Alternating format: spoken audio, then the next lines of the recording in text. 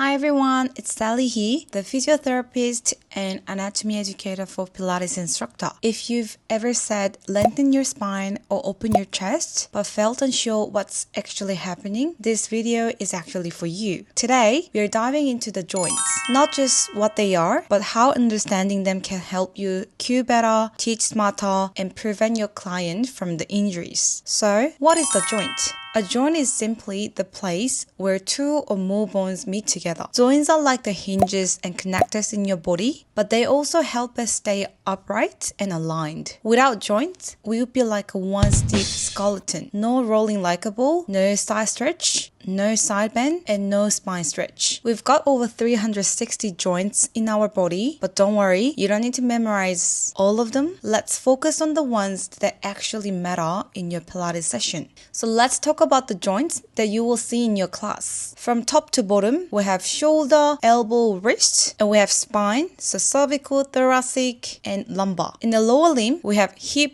joint, knee joint, and ankle joint. And don't forget the sacroiliac joint. Every joint plays a role. Some joints are made to move, and some joints are made to stabilize. And understanding which is which, that's where the cueing gets so much better. Third part is functions of the joints. Joints play two major roles in the body. First one is connection and stability. They hold the bones together and then support posture. For example, the sacroiliac joint provides strong support for the pelvis and spine. Second function is a joint is mobility and flexibility. They allow the bones to move, giving us the range of motion needed for walking, running, and performing exercises like Pilates. For example, the shoulder joint gives us the wide range of arm movement so that we can do arm circles and pulling straps. As we have seen, not all joints are designed equally. Some joints are designed for mobility, but others are designed for stability. Let's classify some key joints together. If you look at the screen, upper cervical spine, thoracic spine, shoulder joint, hip joint, ankle joint are designed for mobility. However, lower cervical joint,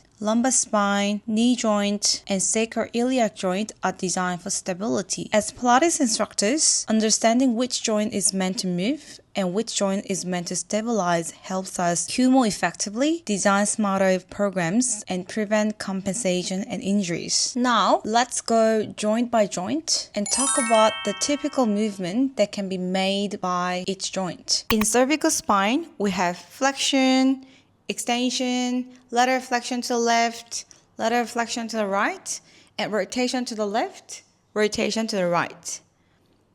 In thoracic spine, we have extension, and we have rotation to the left, rotation to the right.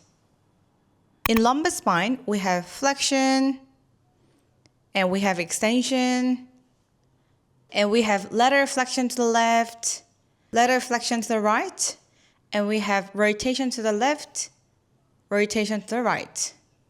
In shoulder joint, we have flexion, extension, abduction, adduction, internal rotation, and external rotation. In elbow joint, we have elbow flexion, elbow extension. At wrist joint, wrist flexion, and wrist extension.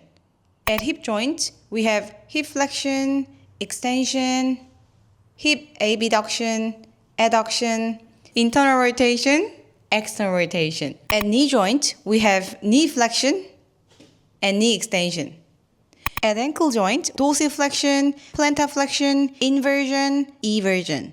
As you go through the class today, ask yourself which joint is moving, which joint is stabilizing, and am I target the right part of the body? That's all for today. In our next video, we are going to talk about the muscles and how joint and muscles are working together. So stay tuned. I will see you guys in the next video. Bye!